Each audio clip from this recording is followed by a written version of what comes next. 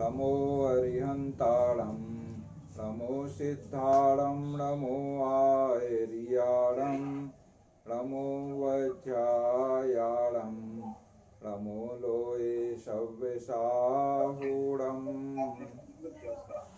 तो हम आगे बढ़ते हैं। ये हमने मित्रता का विचार किया है और इसी के साथ में ग्रहों की दृष्टि जो 6 प्रकार के बल आपको बताए हैं। स्थान का बल, स्थान मतलब है अपने घर में ग्रह है, उच्च ग्रही है, स्वग्रही है, मित्र ग्रही है, मूल त्रिकोण में है, या अपने नवांश में है, या अपने दृष्टिकोण में है। तो इन स्थानों में रहने से ग्रह उस स्थान पर रहने से बली कहलाता है, बलवान होता है, तो उसे स्थान बल कहते हैं। तो अपने उच्च में और अपने घर में, उच्च से मतलब उच्च राशि और अंश से उच्च होता है। तो कौन सा ग्रह कितने पर उच्च होता है और कितने अंश पर कौन सी राशि में मूल त्रिकोण का कहलाता है, ये हम आज आपको बता रहे हैं स्थान बल के अंतर्गत। तो सूर्य की हम बात करें तो सूर्य ग्रह मेष राशि के 10 अंश तक हो और तो 10 अंश तक होने पर यह है परम उच्च कहलाएगा, मतलब उच्च का है। इसी तरह चंद्रमा वृष राशि के 3 अंश तक, मंगल मकर राशि के 28 अंश तक और बुध कन्या राशि के 15 अंश पर, बृहस्पति कर्क राशि के 5 अंश पर और शुक्र मीन राशि के 27 अंश पर और शनि ग्रह तुला राशि के 20 अंश पर ये उच्च के कहलाते हैं।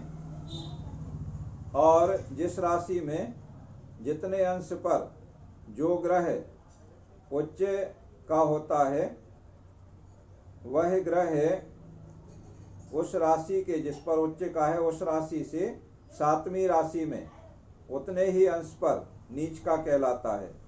मतलब कैसे, जैसे सूर्य मेष के 10 अंश पर उच्च है, तो मेष से 7वीं राशि हम गिनेंगे। अब गिनो आप मेष से 7वीं राशि, मेष, वृष, मिथुन, कर्क, सिंह, कन्या, तुला राशि आएगी।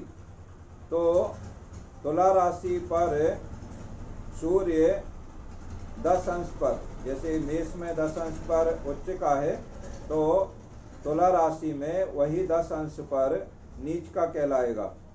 तो जो ग्रह उच्च राशि में उच्च अंश पे विद्यमान है वह श्रेष्ठ फल देने वाला होता है और स्थान बली कहलाता है।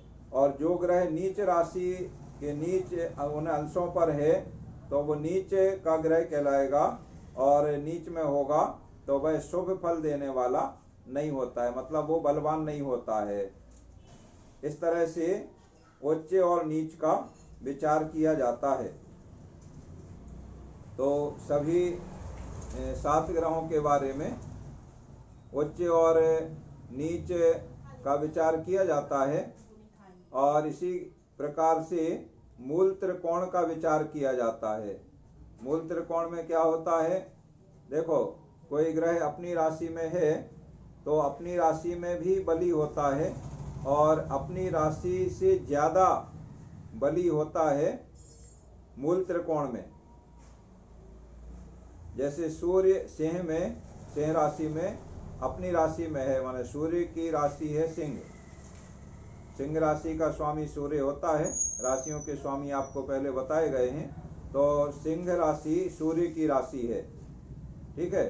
तो सिंह राशि में अगर सूर्य है तो वह स्वक्षेत्री अपनी राशि में है, लेकिन सिंह राशि के 1 अंश से 20 अंश तक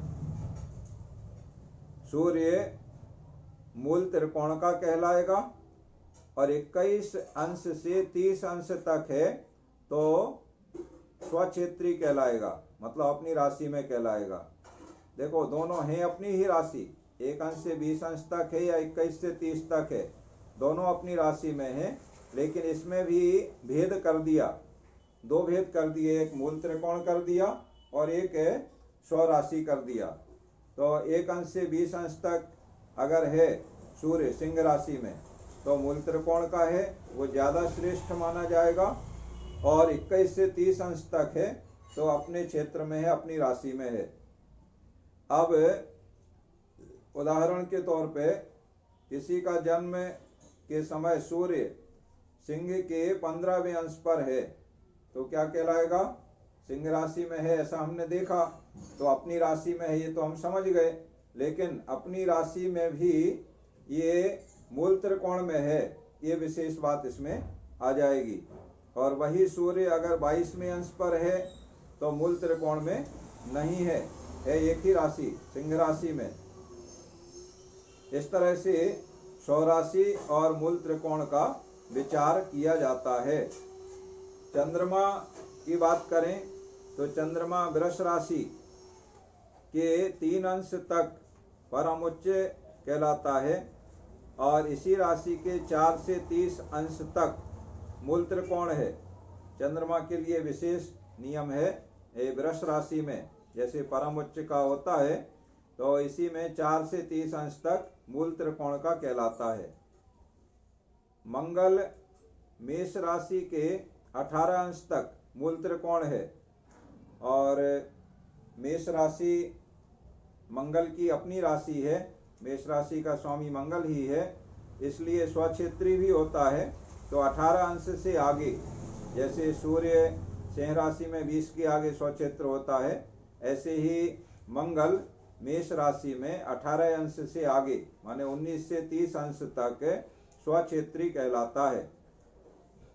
बुध की बात करें तो बुध कन्या राशि में, कन्या राशि का स्वामी है बुध, 15 अंश तक उच्च का कहलाता है और 16 से 20 अंश तक है तो मूल त्रिकोण का कहलाता है और 21 से 30 अंश तक है तो स्वक्षेत्र, यानी अपनी राशि में ही 3 भाग हो गए उसके।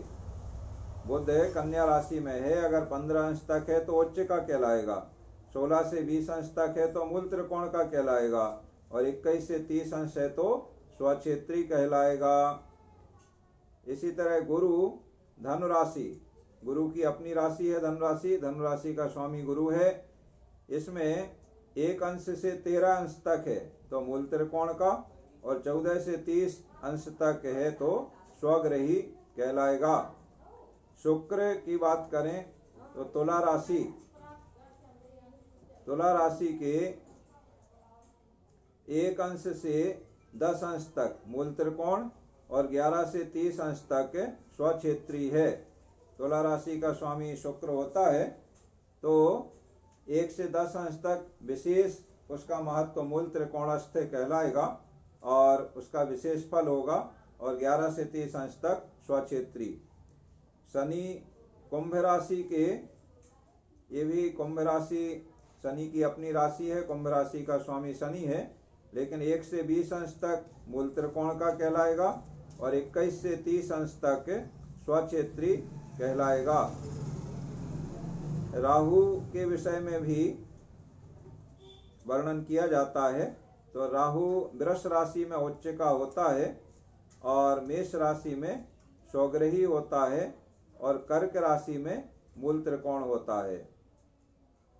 और केतु की बात करें तो राहु से परस्पर विपरीत केतु का स्वभाव होता है, जैसे राहु से विपरीत केतु रहता है, मतलब 7वीं राशि में, जिस तरह से अभी उच्च और नीच की बात किए थे कि अपनी जिस राशि में उच्च का है उससे 7वीं राशि में सभी ग्रह नीच के होते हैं उतने ही अंशों पर।